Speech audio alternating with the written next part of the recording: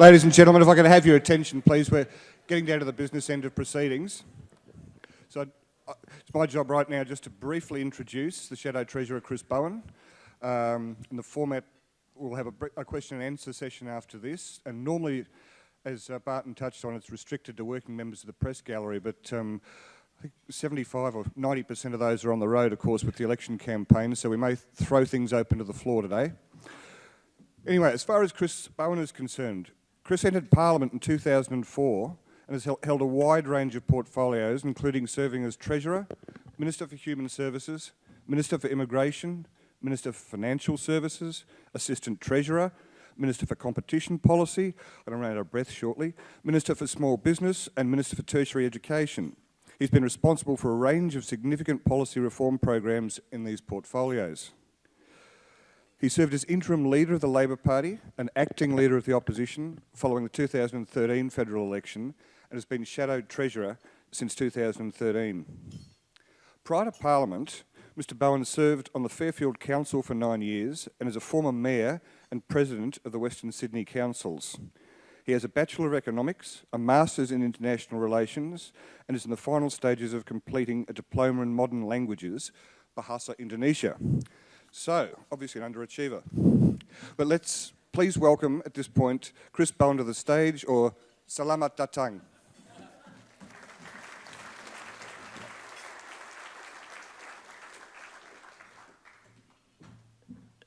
Terima kasih.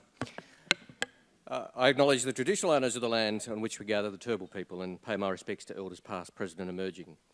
I also want to acknowledge two mates of mine present, Shane Newman, the Shadow Minister for Immigration, who will be a very important Cabinet Minister from Queensland in the next Labor government, and Anthony Chisholm, one of your senators, who's also my regular travelling partner through Queensland as we travel around regional Queensland. Chiz and I are regular companions. In 1887, a young coal miner named Daniel Bowen left the mining village of Fanyeli in southern Wales with his wife Elizabeth and embarked on a long sea journey to the other side of the world, to another mining town. Presumably allured by the promise of a better life and a booming frontier economy, Daniel and Elizabeth set sail for Mount Morgan in central Queensland and worked on what was then the world's richest gold mine.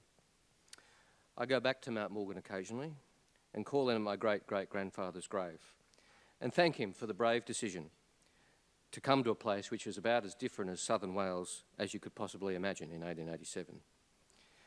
I also talk to the locals. They're very warm and engaging. But it's fair to say that the Mount Morgan economy has seen better days. The mine closed in 1982 and there hasn't been much economic growth there since. But of course, as we all know, Mount Morgan isn't alone, with many Queensland towns asking where the economic growth will come from in the post-mining boom world. As Alternative Treasurer, I've made a point of making sure I'm in touch with what's happening in the Queensland economy, and in particular the challenges and opportunities in regional Queensland. And there are plenty of both, challenges and opportunities. Today is my 9th visit to Queensland since the federal election 15 months ago. In particular, I've engaged with the people of Gladstone twice, Bowen, Mackay, Rockhampton, as well as the Gold Coast. Bill Shorten has a similar focus. He spent 36 days in Queensland over the last 15 months. And of course, as well as Shane, we have a very senior voice in the economic team of a Shorten Labor government with my friend Jim Chalmers, serving as my partner in economic policy making as Minister for Finance in the next Labor government. Jim's an accomplished economic thinker and a strong Queensland voice. But I think Bill and I can claim to have a pretty good understanding of what we need to do for the Queensland economy as well. So it's appropriate, I think, on a number of levels that I make this speech the case for growth here at the Queensland Media Club today. But before I go on to address the broader issues of economic growth across the country, it's appropriate, given that an election's been called since we arranged this lunch, that I say a few things about this Queensland election. It's a pleasure to work with the Palaszczuk government on important issues of reform, and I'm particularly pleased to have worked so closely with my friend, the Treasurer, Curtis Pitt. Despite the considerable headwinds associated with the retreating mining boom, the current Labor government's putting the economy in a good space. While high underemployment and record low wages growth remain a serious problem around the country, 122,000 jobs have been created in Queensland. Queensland unemployment rate has fallen from 6.5% when Labor was elected to 5.9% today. And over the year to March 2017, gross state product rose by 3.9%. But there are other things at stake in this election as well. With the LNP contemplating deals with One Nation, the choice appears to be between a majority Labor government or a minority LNP government governing with One Nation support, with all the instability and potentially economically damaging policies that entails. And one of the reasons we need an economic growth plan that ensures growth is shared through our cities and regions is that One Nation is capitalising on people's genuine and valid concerns about the state of regional economies in Queensland and elsewhere with simplistic and counterproductive policy prescriptions. And importantly and frankly, this election is also an opportunity for political parties at the state and federal level to make their intentions clear about the issue of GST distribution. Now, in federal Labor, we have made our position clear. I'm happy to say to you here in Brisbane, as clearly as I would in Perth, we in federal Labor believe that Western Australia has a legitimate concern, that their GST distribution has fallen to just 34 cents in the dollar. And we've announced a plan to deal with that, which makes no other state worse off. But I'll say just as clearly that taking money off other states like Queensland is not the answer. We've made clear we don't support changes to the GST distribution formula. The government is still considering a draft Productivity Commission report which would see Queensland worse off by between $730 million and $1.6 billion in GST distribution. And in fact, just this week, the Acting Prime Minister, Julie Bishop, has called for the other states, including Queensland, to lose money in GST distribution. We all know what that means. Fewer roads built, fewer hospital beds for Queenslanders. So if it's good enough for the Shorten opposition to declare a definitive position on the GST distribution before the people of Queensland vote, I put to you it would be good enough for the Turnbull government to do so as well. Now, we don't know how much Queenslanders will see of the Prime Minister and the Treasurer during this election campaign, but on whatever visits you do get, Queenslanders are entitled to demand that the federal government rule out changes to the GST formula that would make Queensland worse off. Malcolm Turnbull could stand up with Tim Nicholls and guarantee this to the people of Queensland, and if they don't, Queenslanders are entitled to be sceptical of a future Liberal LNP Queensland government and indeed the Turnbull government when it comes to GST distribution. But now back to the issue of broader economic growth. Over the past year, I've been outlining Labor's approach through a series of speeches on a number of areas that are central to a future Labor government. The case for openness, the case for the middle class, the case for action on inequality, the case for engagement with Asia, and many others. But today I want to make the case for growth and talk about the principles that will underpin our approach to engendering economic growth. Generating economic growth is an important part of the Labor mission. It's a key performance indicator for every Labor treasurer. We understand that economic growth is the most effective poverty alleviation program ever invented. It turns aspiration into reality. We see economic growth as an important equal half of our modern governing agenda. That is, to ensure the policy settings exist for growth and engineer improvements to the social contract to ensure improved equality in our society at the same time. Generating economic growth was at the heart of the Hawke-Keating program of reform. The suite of economic reforms of the 80s and 90s, the floating of the dollar, overhauling competition policy, slashing tariff barriers and the introduction of enterprise bargaining were all focused on opening up our economy and have played a vital role in the economic growth we've enjoyed over the last few decades. Australia's economy was transformed from a sclerotic machine to a well-oiled one, and it paved the way for Australia becoming an open, confident, flexible and dynamic economy. Now, Treasurer Morrison recently said that these reforms were low-hanging fruit. They were not. They were hard-fought. They took courage. They were difficult. And courage is what's needed when it comes to economic reform.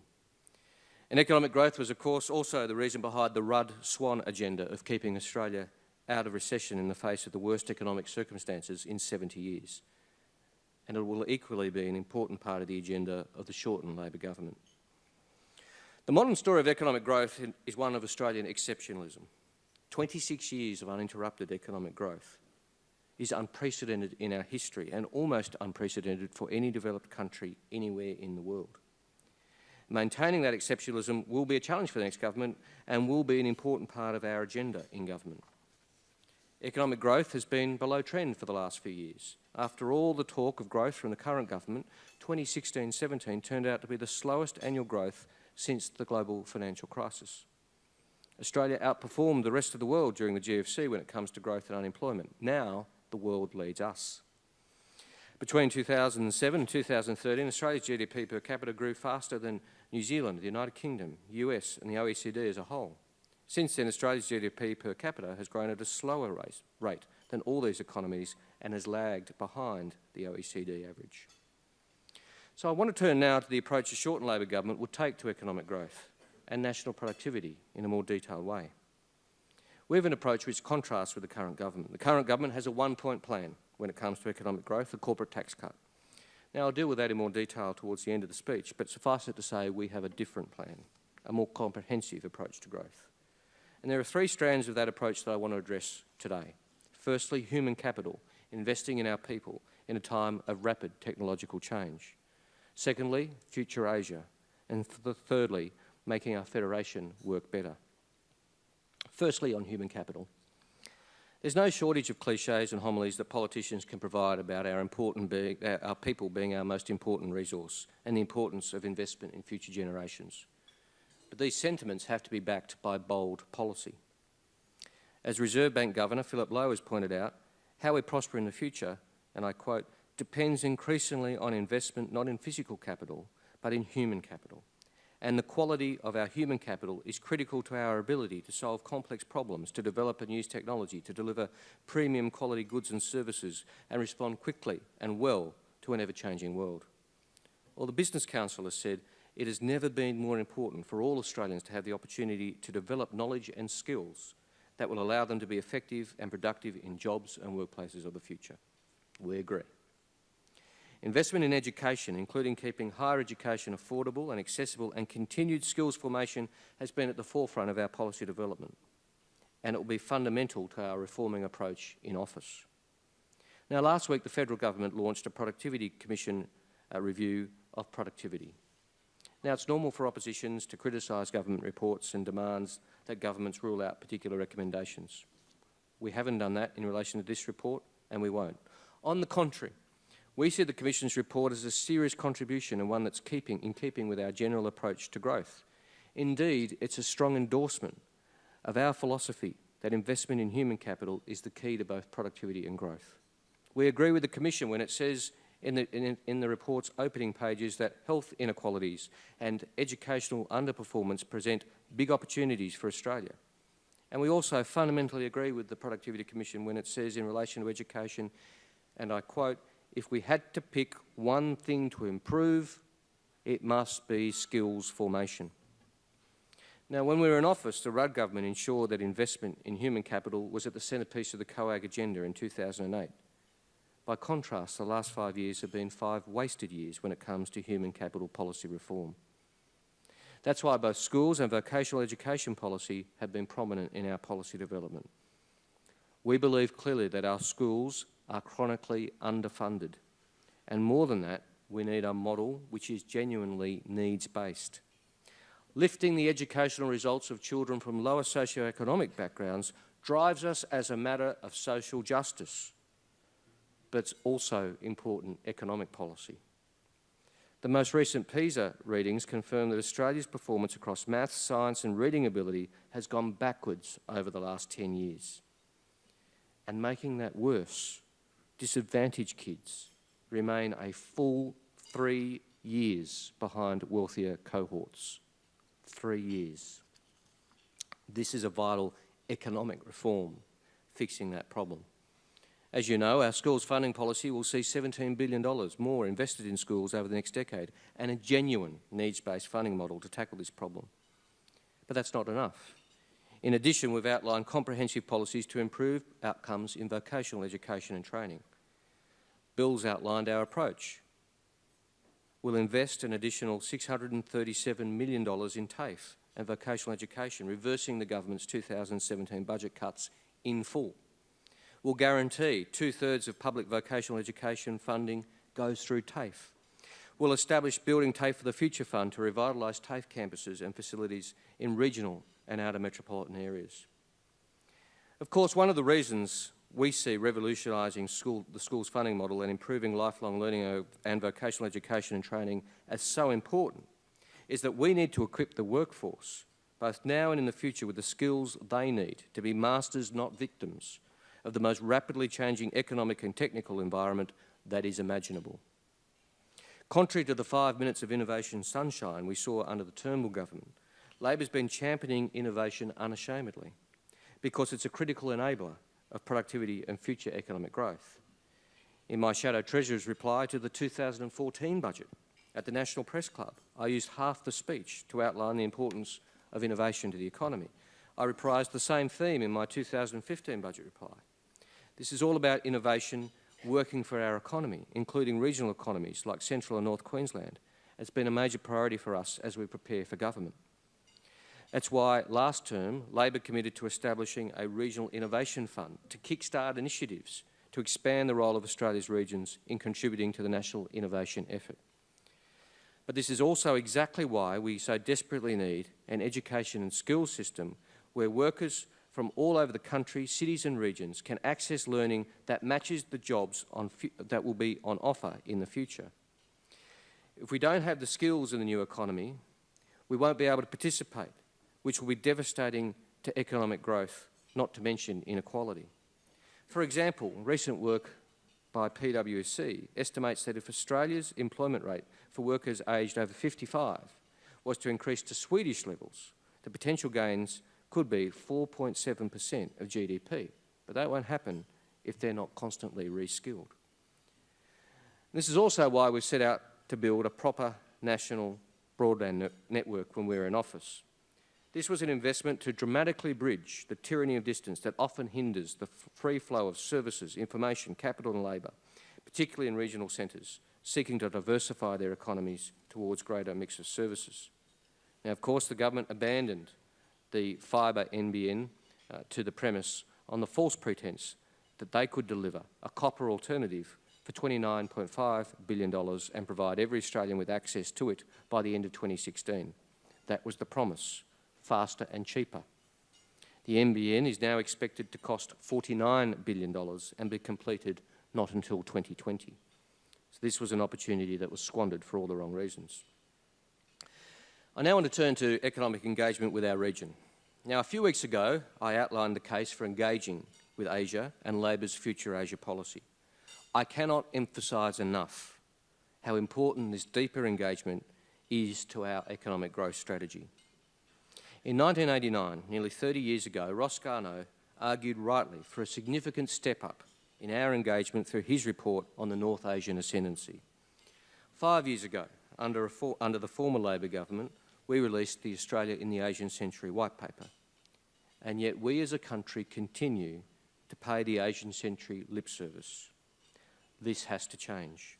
We need a step change in our economic engagement with Asia and a fundamental rethinking of engagement with Southeast Asia in particular. I announced Future Asia as a framework of policies designed to lift our levels of engagement in our region by lifting our capability, literacy and collaboration. We've announced some of the policies to do that, and we have more to announce between now and the election. Just earlier this week, our colleague Jason Clare announced an important tranche of policies under the Future Asia framework when it comes to trade. Contrary to popular myth, Australia is not actually a particularly export-intensive nation. And in recent years, in a worrying sign, the economic contribution to our GDP from exports has actually gone backwards. 2016 experienced another fall in the ratio of exports to GDP, which fell below 19% for the first time since 2005. This comes at a time when domestic consumption is already constrained due to record household debt, and economies to our north continue to transition to a more consumption-led economy. The opportunity cost of not dramatically deepening our engagement with Asia is growing. It's in this vein that a shortened Labor government will, as Jason announced, make the elimination of non-tariff barriers a high priority and develop a non-tariff barrier strike team that would report to a committee of the Cabinet. Make Australia Week an annual event in China instead of the current biannual approach, which already lifts exports by $1 billion every time it's held. And pursue an agreement, importantly, with the Chinese government to allow young Australian professionals to gain commercial experience in the Chinese market by undertaking internships in China for up to 6 months. Now, these are important announcements by Jason, which build on what Penny Wong and I have already announced in the Future Asia framework. And we'll have more to say about tourism, agriculture, the arts, and a range of other opportunities which are important to our economic future. Now, I mentioned at the beginning how much importance we place on our good working relationship with the Queensland State Government. But in fairness, the Commonwealth needs to be working with state governments across the board on the important task of engendering economic growth. States and territories are responsible for much of the service delivery, like health and education. And if the Commonwealth is not engendering an environment of cooperative federalism, then we lose a key area of productivity improvement and an avenue for growth.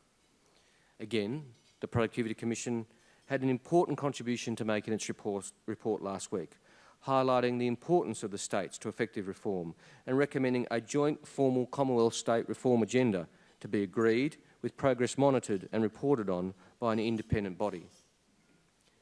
In many senses, an incoming Labor government will be dealing with 5 wasted years and missed opportunities when it comes to reforming the Federation and working cooperatively with the states.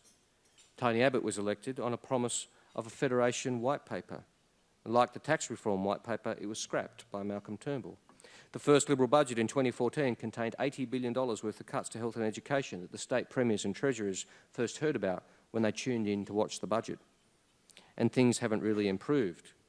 Malcolm Turnbull has announced a change in the national energy policy drafted by a body appointed by COAG, requiring changes to state, not federal legislation, but didn't inform the premiers.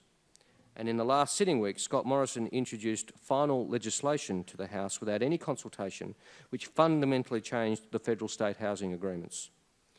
It's no surprise that last week state and territory treasurers decided to adopt the recommendation by the New South Wales Liberal Treasurer and set up their own reform body, the Board of Treasurers, which rather pointedly excludes the Federal Treasurer. There's a better way.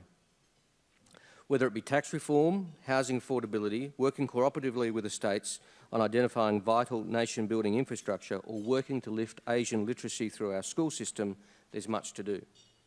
Now, we'll of course be working through the Productivity Commission report in great detail, but the recommendation on the joint Commonwealth-State cooperative approach will be receiving favourable consideration from us. Now, as I've said, we'll go to the next election with a comprehensive and holistic plan for economic growth, some of which I've outlined to you today. Human capital and skills, future Asia, and a better cooperative approach to federalism. We'll have more to add. But the federal government has a one-point plan for economic growth. They would have you believe that if you don't support a corporate tax cut, you don't support economic growth. This is, of course, nonsense. I've talked today about the PC report in some length. It's a weighty report. 953 pages of analysis, 28 recommendations, and not one of them includes cutting corporate tax.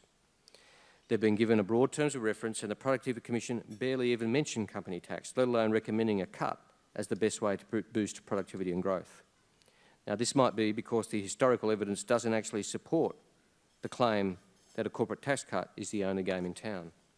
The Reserve Bank recently made a similar point, with Assistant Governor Lucy Ellis saying, when businesses make decisions about where to locate, the tax rate does presumably matter, but so does the business environment, the institutional framework, the rule of law, macroeconomic outlook, and where the resources are. Ellis rightly points out that dividend imputation renders a corporate tax cut irrelevant to domestic investors. Because of this, a cut in the company tax rate actually reduces national income over the medium term. And as the Grattan Institute has stated, committing to the plan now, before the budget is on a clear path to recovery, risks reducing future living standards. At best, gambling your entire economic growth strategy on a corporate tax cut is an expensive gambit. At a cost of over $65 billion over the next decade, is the single biggest hit on the budget bottom line that either side has or will propose. And it's largely paid for by increasing the tax burden on middle income earners, which is hardly a strategy for growth. The Parliamentary Budget Office analysis shows that because of bracket creep and the government's proposed Medicare levy increase, the largest increase in average taxes is expected to be for people in the middle income quintile earning just $46,000 a year. Our opposition to the corporate tax cut is not ideological, it's about priorities. And there are better ways to engender economic growth at the moment than taking $65 billion out of the federal budget and hoping some of it trickles through to growth. Today I've outlined to you why promoting economic growth is important to us as we go about the task of preparing to be the next government of Australia. I've spoken about 3 themes which will underpin our approach to growth. There are other elements that I haven't addressed today, including those that have been the focus of other speeches, like lifting women's participation in the workforce, boosting competition, increasing the supply of housing, increasing the provision of good quality infrastructure, and getting stability and certainty in our energy policy to engender the investment we need. And of course, growth that is inclusive and sustainable. These are important as well. But I've outlined the way in which we think about our approach to economic growth, and importantly the way we see continuing Australia's remarkable track record of growth as an important part of our continuing mission as a political party. And it's one that I very much look forward to implementing as Treasurer in a reforming, shortened Labor government. Thank you very much.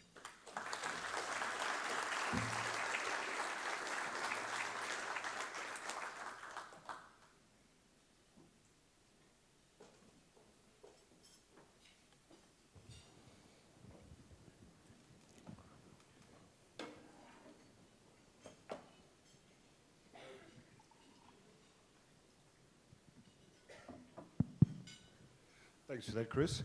Look, as discussed earlier, we're probably a little bit short on media here today, so we'll throw things open completely in a few minutes. But look, I'd like to start with some current affairs before we move on to the case for growth. And one issue that has been in the media constantly now for 10, 12 weeks is that of citizenship. Yeah, I noticed. Yeah. We've had 7 referred to the High Court, 5 knocked out, and now the President of the Senate, Stephen Parry, is belatedly, after referring half a dozen to the High Court himself, stuck his hand up and said, yeah, me too.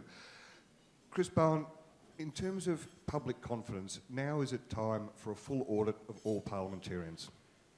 Look, I understand very much where that question is coming from, and it has been quite a spectacular train wreck to watch for the government and, frankly, for the political class. For the government in particular, I'd say this though, it is not hard to comply with the Constitution of Australia. It is not difficult. And there's a reason why no Labor MP has been referred to the High Court. I don't mind telling you, it was annoying, the amount of paperwork we had to do, election after election. I've been elected in 2004, 2007, 2010, 2013, 2016. On every single occasion, I had to fill in a 7-page questionnaire for the party to prove I wasn't a citizen of another country. Now, if it's good enough for the Labor Party to do that, I would have thought it's good enough for the other political parties to have processes in place as well. You find out if you're a foreign citizen and you announce it if you are. It is not difficult. And we've done it. We've all done it. Now, to your question of an audit, as I said, I understand what drives that approach, and at one level, I understand why people would say that. But there are difficulties with that. I mean, who would do the audit? The only people who can do the audit really are the High Court of Australia, who can interpret the law, and they have interpreted the law. Now, there's a very clear process for this.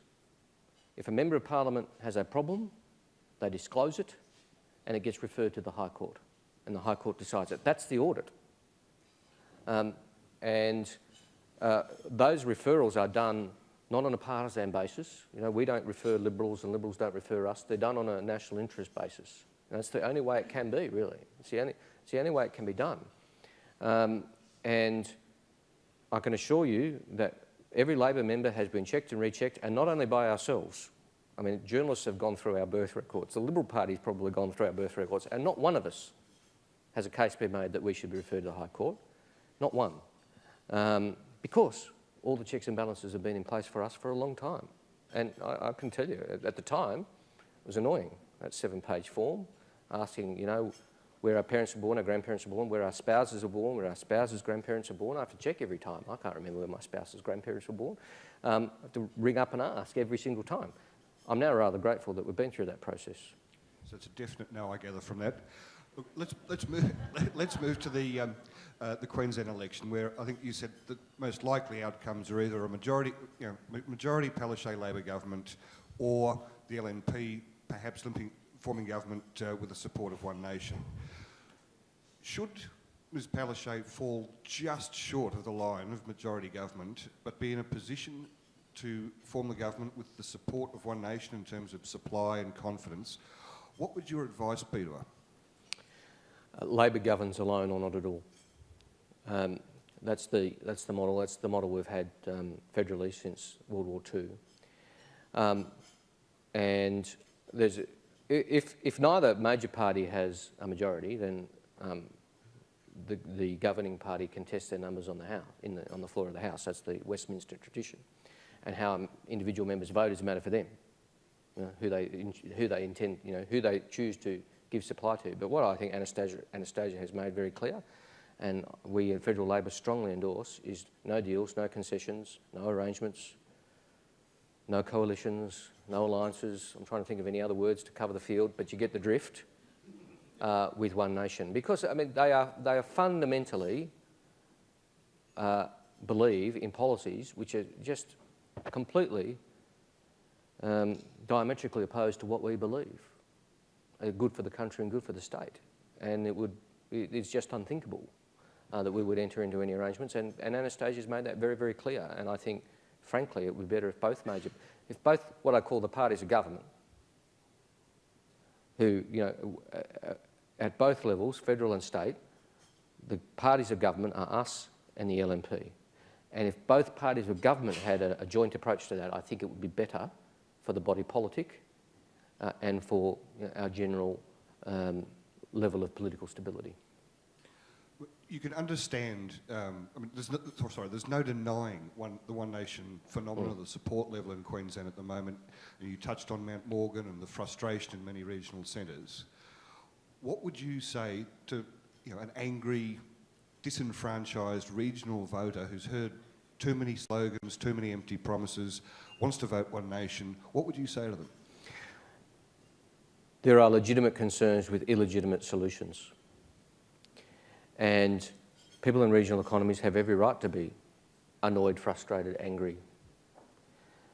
But people who tell you the answer to that is less or no immigration or less or no trade are giving you the opposite of what is a real solution.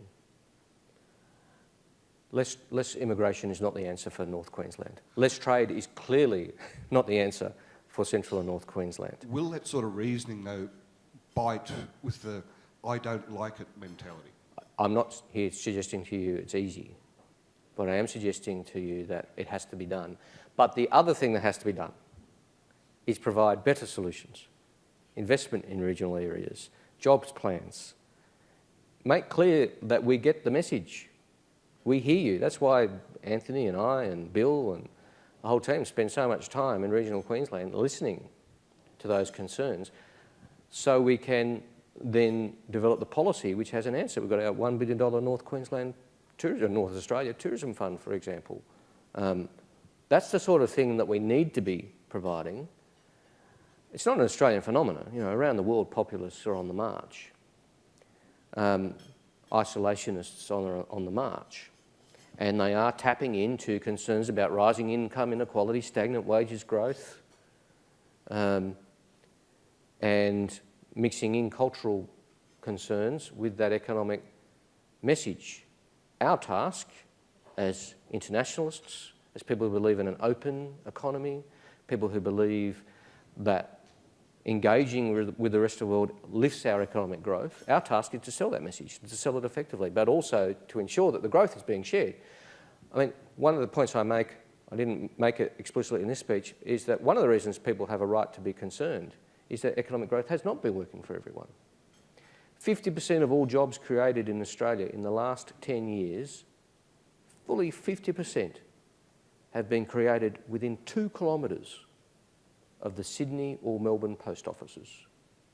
Half of all jobs created are within 2 kilometre radius of the 2 GPOs, Sydney and Melbourne. So people elsewhere are right to say, hey, this 26 years of uninterrupted economic growth has been great, but I haven't seen much. I didn't realise that statistic. That's quite fascinating. Look, at this point, I'm going to ask our very, very depleted media contingent if they've got any questions for the Shadow Treasurer, please. Shane Newman's going to take the hard ones. It's a deal that we've done. I take the easy ones, Shane takes the hard ones. Do we have a question from the media table before I throw it open to the floor? Oh, okay. Was that a yes or a no? No, I've already answered No it. worries, I'll throw it She had good questions, I answered them outside. There you go.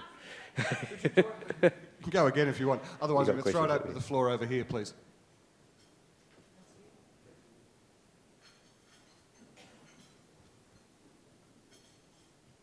Hello, Chris. Glenn Norris from the Courier Mail. Thanks for a very good speech. Congratulations on your Indonesian studies, and that's my question sort of around that engagement with Asia. It seems like we just, both political parties, but particularly the Conservative side, don't seem to be spinning that narrative about the opportunities in Asia. It's also reflected in the business community. The business community seems to be very conservative in the engagement with Asia, especially the big end of town. How do you, it seems like politicians need to sell that story in a more aggressive and affirmative way. How do you do that in terms of telling the story to the Australian people about the opportunities in Asia and how that's the potential for our country? Well, I strongly agree that we need to do much more of it, and I would say to you the Labor Party has been doing it. We have been doing it. The Future Asia policy is a very substantial one. It's got lots of detailed policies underneath it, but it is a fundamental shift in the way the federal government, if we came to office, would be dealing with this, and I've said I would report annually to Parliament as Treasurer on progress in implementing it. There are any number of ways that we can communicate the opportunities and the opportunity cost of not getting it right. But let me just give you one. Take Indonesia, for example. There are a couple of reasons I chose to learn Indonesian. It's easier than Mandarin. But I'm being half flippant. But also this. Indonesia is currently a smaller economy than Australia. They're about to overtake us, become a larger economy than Australia. And then they will overtake France, Germany, United Kingdom. And by 2050, they will be the fourth largest economy in the world. The three big increments that will add to the world's middle class over the next 30 years are China, India and Indonesia. Now here we have a country which is next door. And that country is not currently in our top 10 trading partners. And they're about to become the fourth largest economy in the world. And we have a relationship which is frankly transactional, not deeply engaged. We go to Indonesia when we have a problem. That has to fundamentally change. And at the same time, there were more Australian school students studying Bahasa Indonesia in 1972 than are today. And there are more universities in Germany that offer Indonesian language studies than in Australia. And the South Korean government has announced a major program of Indonesian language teaching where they see this as an important national priority. They get it. Now, some people say, oh yeah, but language doesn't matter. Most people, senior Indonesians, speak English, and even if you learn Indonesian, your Indonesian won't be as good as their English. That's probably true, but also entirely irrelevant. It's about respect. And we just swan into Jakarta and speak English and think, we're arrogant enough to think that they'll necessarily reply in English. It just shows a lack of respect. I can tell you, when they realise that you can speak some Indonesian, it changes the whole tenor of the conversation, the whole nature of the relationship. Jason Clare and I are going back to Indonesia next week to the fastest growing part of the Indonesian economy, Surabaya, to engage in some of these issues. And the other reason is this. There are no two countries in the world that are so close and yet so different. Normally when you're next to another country, you share a bit of common heritage. Even France and Germany have been to war twice. They share a basic European cultural heritage. We have different language, different religion, different cultural heritage, a different colonial background. We're British, they're Dutch. Very little in common. That is not a reason to disengage. That is a reason to much more deeply engage, to make the relationship less transactional, to more deeply understand what we're trying to achieve, respectively, and to lift our level of economic engagement, whether it be more Indonesians coming here to study at our universities, more Australians going there to study, just getting into the top 10 trading partners for two countries that are next door to each other would be the start. Now, it's going to take a very big effort over more than one term of office. But, you know, as the old Chinese saying goes, the best time to plant a tree was 20 years ago and the second best time is today. We have to start. Do we have another question from the floor, please? We do. Sorry, from the same table. Anne Tiernan from Griffith University. Thanks very much, Mr. Bowen, for a very interesting speech. I'd like $1 for every time an incoming government has promised federal reform. And I think there's been no disagreement in this room that it's desperately needed. It's been often promised that we really need to look at COAG as an institution. John Brumby has numerous times suggested we need an independent COAG that actually shares the power between the Commonwealth and the states. What do you make of that, and what's your attitude towards the institution of COAG as a reform engine? Well, I think you're right, firstly. It's a bit like reducing red tape, frankly, to be frank with you. Opposition say it. But we actually need a government that's serious about it, and we are. And, you know, I guess we can't prove that until we're in office. But to the COAG point, I don't think it's really about structures. I think it's about culture and leadership. You know, probably in recent times, the most productive period of Commonwealth-state relations was Keating, Greiner, Kennett. Different political sides, and Goss.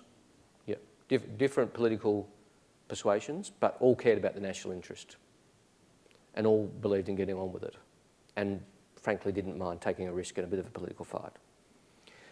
In fairness, the Rudd government did do some federalism reform, which gets undernoted, it gets forgotten. There were some serious steps forward in federalism under the Rudd government, but the Keating, Greiner, Kennett, Goss period was, I think, the best period.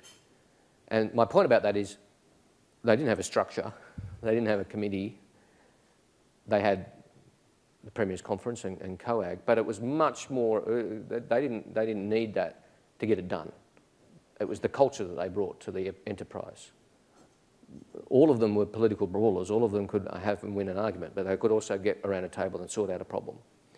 And I think if you have the Prime Minister, the Treasurer, and, you know, a critical mass of premiers with that attitude, that is the key.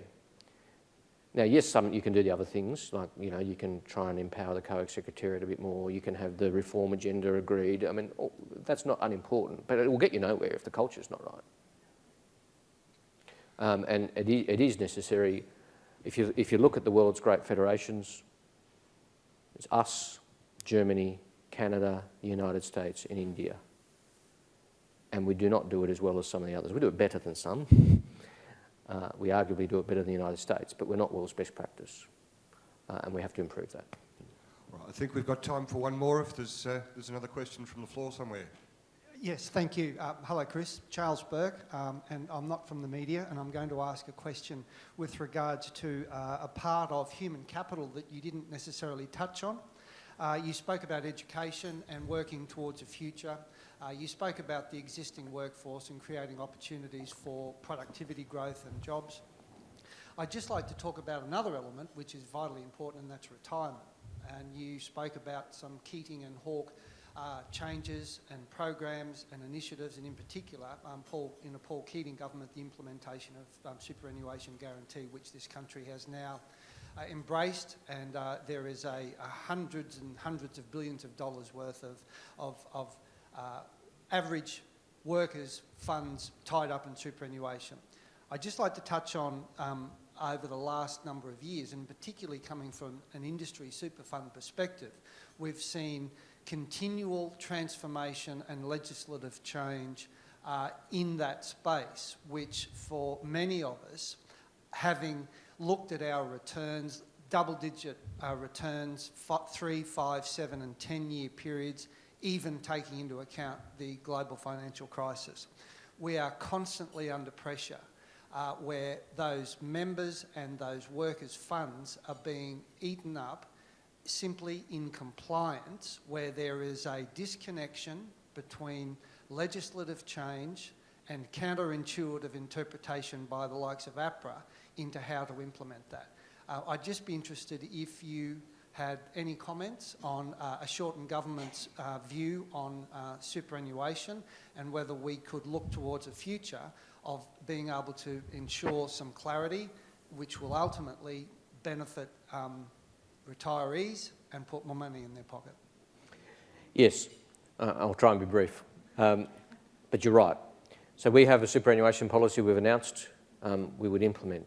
But the important part of that is once those legislative changes are through, which are necessary and valid, I agree with you entirely that there's too much legislative change. And I can tell you as a former Treasurer and somebody who sat around an Expenditure Review Committee for 3 years as Assistant Treasurer, superannuation will always be brought out of the top drawer by Treasury whenever a Treasurer is looking for money to try and balance the books. There'll always be something. So it's in the annual budget cycle. That's got to change. So what we would do is we would appoint a council of superannuation custodians. They would be eminent superannuation experts. Every 5 years, they would have a process which would be linked to the intergenerational report where they could put out a discussion paper and say, these are the changes, improvements we're thinking of recommending to the government. And that would be open for public consultation. And that would be the timetable for superannuation changes, not the annual budget cycle. 5 years instead of 1. And we would legislate that. So the answer to your question is, I agree. There's just too much tinkering in it and it undermines confidence. Even if the changes, not all the changes are bad, self-evidently. But people say, oh, the rules keep changing. And that means people don't make their voluntary contributions to super because at least they know the rules for other parts of other investments. So that's what we would do. If there's a very brief one, we've probably got time for one final question, or that's about it. At this point, I think we might have a raffle to draw, is that right? Lucky door prize. Yep. Do you want me to read out the name? Okay. Here we go. What have we got? National Australia Bank. National Australia. Yep. Yep. Oh dear, rightio. Okay, I hope you're not one of the 6,000. Sorry. That was him, I didn't say that. Okay. Jess Clanky. Jess, if you want to collect your prize from the registration desk outside on the way out, that's fine. So, and that, of course, was sponsored by the Civil Contractors Association. Look, you can visit the Queensland Media Club website for a visual recording of today's speech, which is put together by JPL Media. And you can also visit the website just to keep up to date with upcoming speakers, or to download past speeches if you want. And just once more, I'd like to acknowledge our naming rights sponsors, Brisbane Airport Corporation, Civil Contractors Federation and Griffith University, as well as all our other sponsors. Now, on the way out, if you'd like to receive information about further Queensland Media Club events, just drop your card in the bowl at the registration desk. And that brings us to the conclusion of our luncheon, and I'd like you to join me in thanking Shadow Treasurer Chris Bowen.